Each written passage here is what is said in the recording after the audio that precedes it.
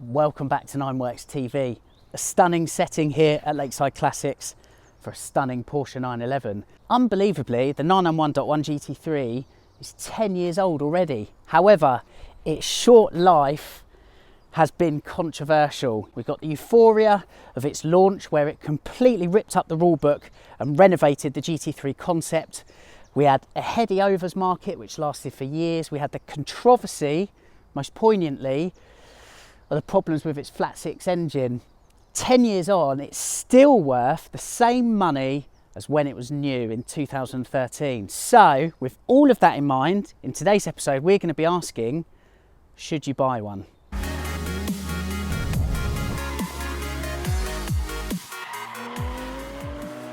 As I mentioned, this completely reinvented the GT3 concept over the outgoing 997.2 GT3 before it. That fabled Metzger engine, gone, replaced by a high-revving DFI flat six, naturally aspirated of course, this time revving all the way up to 9,000 RPM with a maximum horsepower of 475. Mated to that, of course, was PDK for the first time. There was no manual option on the 991.1 GT3, and to this day it remains the only GT3 that never got the fabled motorsport stick shift. The beating heart was completely new, but chassis-wise it was completely new again. As you can see, it was bigger, longer, wider than the outgoing 997, mirroring really the new 991 platform as it was at the time. Its wheelbase is 100mm longer than the 997. Nevertheless, this is loved by enthusiasts. It was loved from day one, and at 10 years on, it's still a highly sought after car. It costs you £102,540 new, plus options of course. A decade on, you'll pay the same money for one of these. A complete reworking of that 997.2 GT3, as I say. Let's clamber behind the wheel and dive into its story a little bit more.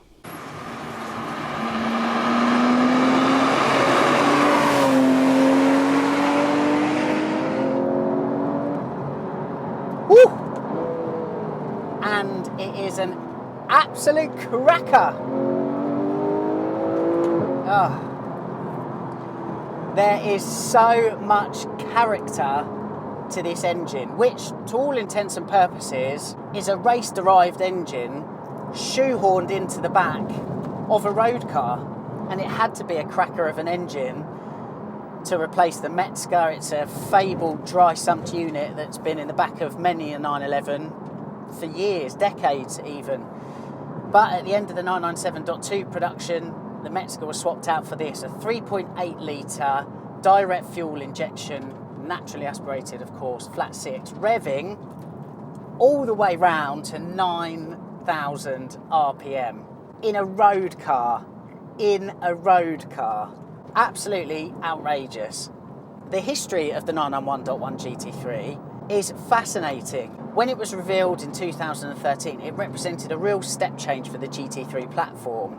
It was the most radical redesign of the 911 GT3 since the GT3's inception with the 996.1. Once everybody had got over the shock of the many changes instilled in this brand new GT3, the response was emphatic and euphoric, and a lot of it came round to, as Tim Pitt said on a recent Nineworks review online, balletic chassis. But really 90% of the car's character comes down to that singing flat six. It's punchy, it's got plenty of torque, it's highly rewarding, taking it all the way up to 9 grand with the most delightful euphoric soundtrack.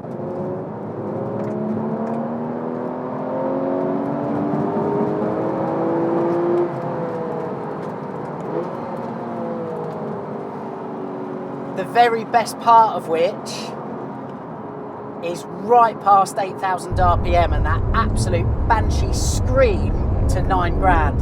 If you're an atheist, it really is the closest thing you're going to get to a religious experience. It really is that good and that intoxicating. Coded MA1/75, it featured, for the first time in a GT3, forged pistons, titanium conrods, really was the very best thing about this car, but it was also the most controversial. The problem emanated around the conrod bolts, snapping, coming loose, allowing oil to escape and drip down onto a very hot exhaust. 785 cars were already delivered worldwide. They were recalled immediately. Owners of those cars, those GT3s, were given a courtesy car in the form of a 991 Carrera derivative and £1,000, and this is from what I know from owners that were affected, £1,000 for every month their car was off the road. Meanwhile, the overs market of the 991 GT3, despite these fires, was skyrocketing and the values of these cars appreciating. Porsche's answer was to revise the engines, and that's why there are 3 different engine codes associated with the 991 GT3's flat 6, and it's something you need to be aware of if you want to buy one. The original was the E-Series engine. They were swapped out for the F-Series, which had various mods, including a revised cylinder head. There's also a G-Spec motor that has an updated oil pump, as well as new coating on the camshafts. There should be documentation coming with the car to help you decipher which engine is fitted. Alternatively, you can check with Porsche. This car, incidentally, which is for sale at Lakeside Classics, has the F-Series engine fitted, and that is documented. And that wasn't all. Instigated by American enthusiasts on the Renlist forum, who demanded, probably rightly so to be honest, for a bit more protection in their investment, given the engine problems and given the rate at which these engines were being replaced.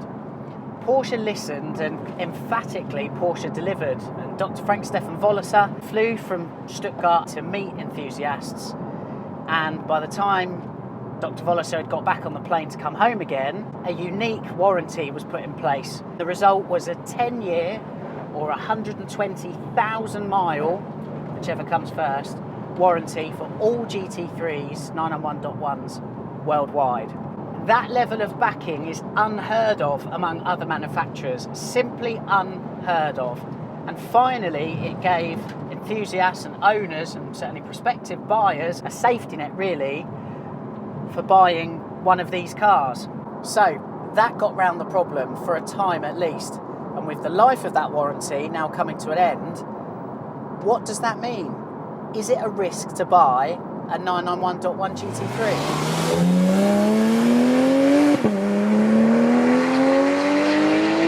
There are ways around it. For example, if the car has full Porsche service history, you can get the car inspected for a couple of £100 by Porsche, and then get an annual Porsche warranty put on the car, and that will cover not just the engine but plenty of other parts as well.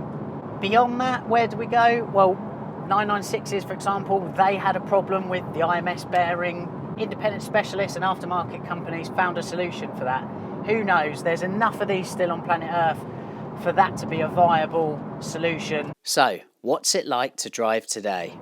It's just as good as it was when it was new in 2013.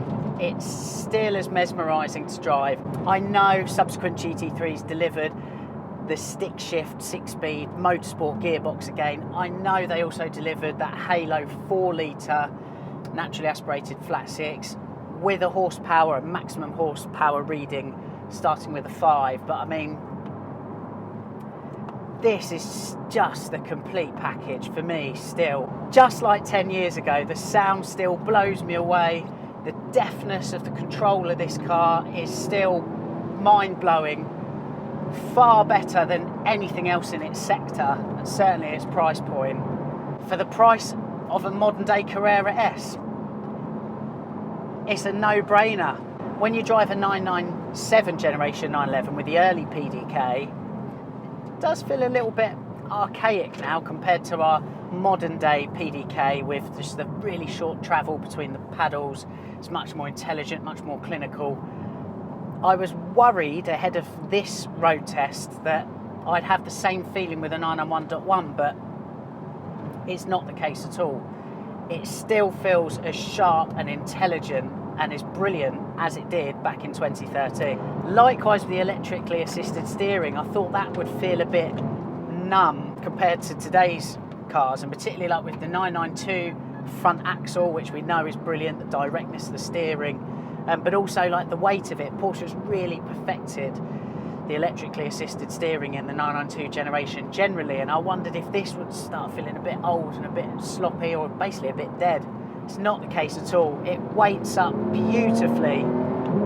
There's plenty of feel through the wheel. I'm on pretty terrible roads in rural Shropshire here, and the wheel is bobbing away as per that usual 911 recipe in my hands. Again, there's a nice tangible feedback. Compared to the new GT3, I have to say, like it feels a lot smaller, particularly at the nose. It's nowhere near as wide as the 992, so it feels like it's a lot more adept at slithering through our narrow country roads here in the UK at least.